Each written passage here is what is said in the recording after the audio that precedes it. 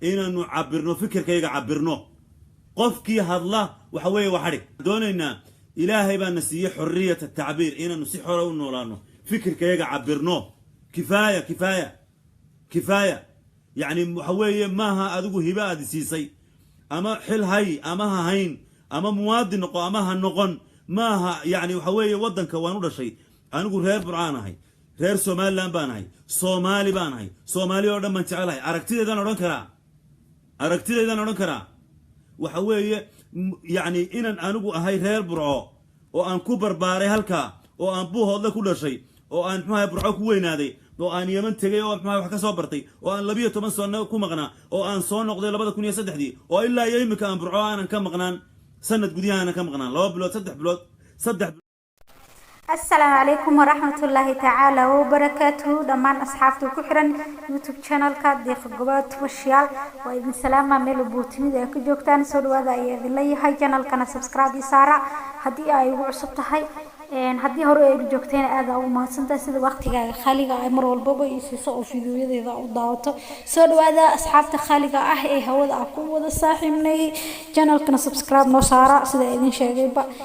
caaw muuqaalka idin wada waa muuqaaladii hore ka duwan haddii muuqaalo badan halkan ka daawan jirtay oo wararka ugu dambeeyay sida hore idin ku sheegay mar walba wararka ugu dambeeyay ayaa halkan ka daawan doontaa newska iyo wax walba cusub maasha Allah muuqaalka caaw idin wada muuqaaladii hore ka duwan هو مقال فرحة سوته عبد الملك موسى علدان ولسود داي حبسيين كصباحي أيضا شعبك دمان مدة بالشدة سومالوين دمان تود كعد سنين مسبيحين وكسود داي حرقة حبسية عبد الملك موسى علدان بس لكن قدام بنتي عبد الملك موسى علدان لسود داي أيضا مالمي قدام بيسي ومعهم سعيد بيكي وتقانان وفنان ولبا فنان وين عوض garanaysan asna in badan oo codsi u dhiibay asigoo musabixi ka codsaday inuu soo deeyo sida aad arkayseen Cabdimalik Muuse Coldoon Cabdimalik Muuse Coldoon oo wada taqaaneen oo ah wariyaha caanka ahay oo aad ku garanaysiin imeermeeri hesti ahayd waxaa lagu soo daayay xabsigii oo in badan uu ku jiray murugo iyo ciil oo la dhex fadhiyay waxaana maanta ay farxad u tahay kaligiis ma ahan ummadda dhan ee muslimiinta gaar ahaan Soomaali Maxamed ha ka soo jeedaan Somaliland ha ka soo jeedaan koonfurtan iyo wadamadan kaleete waxay u tahay farxad dhalatay waayo waxa xabsiga laga soo daayay ninkii caanka ahay Cabdimalik Coldoon oo haystay taageero in badan dadka ay ka qeyrsheen oo san xitaa madaxweyne intaas oo taageero oo san haysan halka ay dhalinyaro badan ay koobiyeenayeen heesii isaga oo soo saaray ee qaar ay ahaayeen imeermeeri ee qaar ay ahaayeen xamar aadideedii xabsi baan ku galay xaalkeenu waa ka dhalinyaradii dhan ay koobiyeen halka TikTok YouTube Facebook ay wada gilgileen codsigii Soomaali Maxamed markii oo Muuse Biixi dhagaha jaf iska siiyay waxa dhagihiisa si fiican farka uga qaaday ama si codeer codsi uga dirsaday waliba codsi ay ku jirto tixgelin iyo aad arkaysid qadarin iyo tuugmo iyo maxaa la dhahaa hadee intii madaxweyne lagu halaga qabsan karo lagu halaga qabsaday Muuse Biixi waxa intaas oo codsiga ugu dambeeyay bulshada Soomaaliyeed codsiga u fidiyay Muuse Biixi محمد سعيد بيكي oo taqaaneen oo fanaan Soomaaliyeed محمد سعيد بيكي annagoo ku faraxsan codsiga oo u dirsaday Muuse Biixi oo u dirsaday oo waliba si degdeg ah idii loo qadariyay loo tixgeliyay albaabka laga soo saaray Cabdimalik Coldoon oo 3 sano xabsiga in uu dhex jiro lagu aamiyay hadda ka hor waa halka ay sheegtay maxkamadii Cabdimalik Coldoon kiiskiisa haysay markii Cabdimalik oo soo baxay maxaa la dhahaa maalmahan oo soo baxay Cabdimalik oo ifka oo muddo hore laga qashay oo indhaha oo kala qaaday farxadda oo dareemay farxad la mid ayaan qalbiga ka dareemeynaa Cabdimalik Muuse Coldoon wuxuuna waan arki doonaa fiidiyoo ugu horeeya oo Cabdimalik Coldoon oo soo duubo oo hadda oo Cabdimalik Coldoon oo hadda oo soo duubo qofka koobaad oo u mahad celinayo markii oo yiraahdo bulshada Soomaali Maxamed waa mahadsantiin markii oo dhahay Cabdimalik Coldoon qofka koobaad ee oo waa mahadsantaa si gaar ah oo u dhahayo waa codsigii Maxamed Saciid Biikay waayo wuxuu u galay amaal aad weyn oo bulshadu aysan markaasi ka sugaynin in uu sameynayo maxamed saciid bikey waayo la isma dhehaynin maxamed saciid bikey ayaa wuxuu ku gaadayaa jaanis 10kii ugu dambeeyay ramadaanka ee ugu qayrka badnaay inuu cafis u fidiyo maxbuuskaas maskiinka ah ee xaasilaha ee ilmaha haysta ee maxaa la dhahaa muruqismaal ahay ee ilmihiisa iyo xaaskiisa inuu la ciido ka codsan doona maxaa la dhahaa madaxweynaha wadankaasi Muuse Biixina asagoo qadarinaya muslimnimada lagu sheegaa waa intaasoo kaliya waa inuu qofku qadariyaa waa in uu khayrka ilaahay xilliga laga codsado oo fiirsho waa 10kii ugu dambeeyay ee ramadaanka waana uu qaatay codsiga ugu dambeeyay ee maxamed bikey waayo wuxuu ogaaday ajir labalaaban inuu ugu jiro maskiinkaas inuu la ciido familkiisa iyo Soomaali maxamed oo dhan oo wada jecel aniga hadda in la hadlayo arkaysin indhahayga ilin ayaa soo istaagtay sababtan waxay tahay Cabdimaalig Coldoon waxaan u tirinahay 3 sano oo xukunkii ku dhacay hadda ka hor oo aan ka wada naxnay Cabdimaalig Coldoon laakiin alxamdu rabbil caalamiin ayadoo ay ka harsan tahay hal sano iyo jajab ayaa la soo daayay Cabdimaalig Coldoon hal sano oo hadda kadib ayuu ka qarsanaa lahaa adduunkan marna qaraban marna quruxda badan laakiin waa alxamdulillah rabbil caalamiin banaanka ayaa loo soo saaray maantay waana farxadeena Cabdimaalig Coldoon waxaan leenahay Cabdimaalig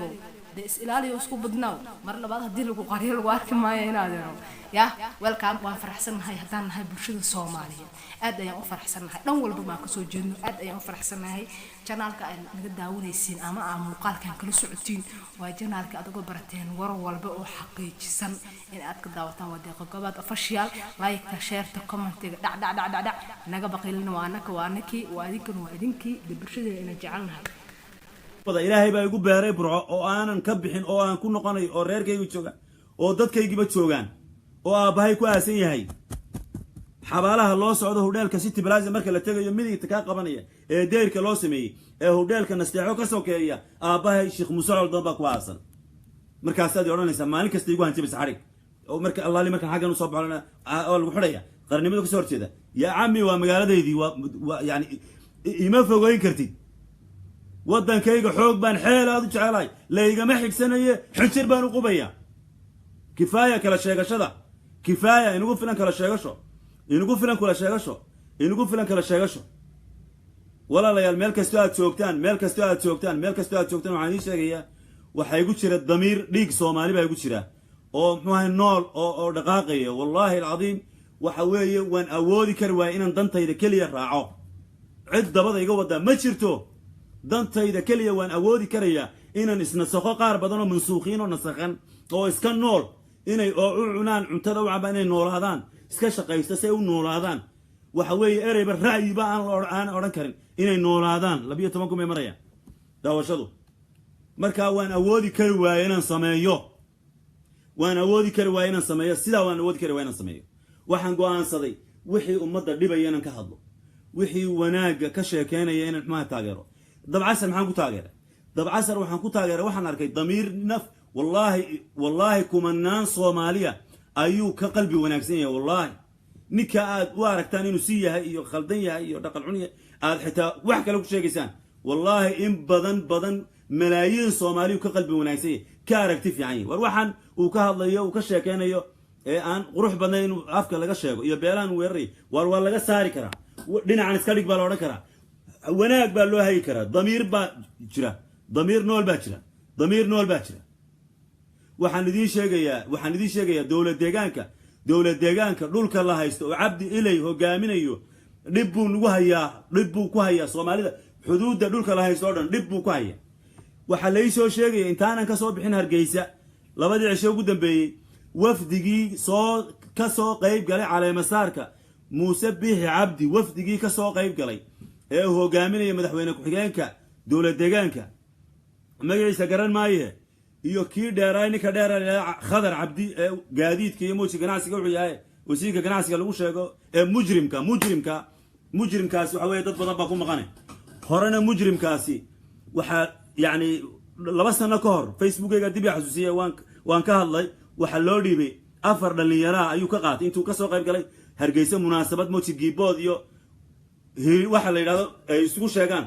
khiyaaliga intuu noogu yimid Hargeysa munaasabad ay Ethiopian ku leeyihiin ayuu ka soo qayb galay waa 2 sano ka hor hadiyad ahaan waxa loo soo siiyay xukuumadda Soomaaliland si afar dhalinyaro oo beesha ogaadeena ayuu sii qaat Allahu a'lam jeel ogaadeen iyo dhalinyaradaas waxay ku dambeeyeen garan mayno Facebook-ayga ay xasuusiyay maalin la weyto bisheedii bay ahayd waa 2 sano ka hor dulmigaas jiray maalin la weytana maxaa dhacay maalin la weytana waxay isku dayeen dad ehelkii nin ehelkiisii bay la soo xidhay xoogaal bay la soo xidhay waxay isku dayeen wiil dhalinyaro oo muwaadiniinta dega xaafadda calaamadaha ee magaalada Hargeysa oo kamid ahaa baan u maleynayaa shaqaalaha xagga dawladda deegaanka marka soo shaqeeyay ayay isku dayeen inay qabsadaan ninkii adigu sidoo ka fakaday waa nimankii ka soo qayb galay caleema saarka waxa la sheegay xataa inay la tageen hodheel ay ka degeen magaalada meel bay adigu ninkii waa ka soo fakaday ilaahay baa badbaadiyay ninkii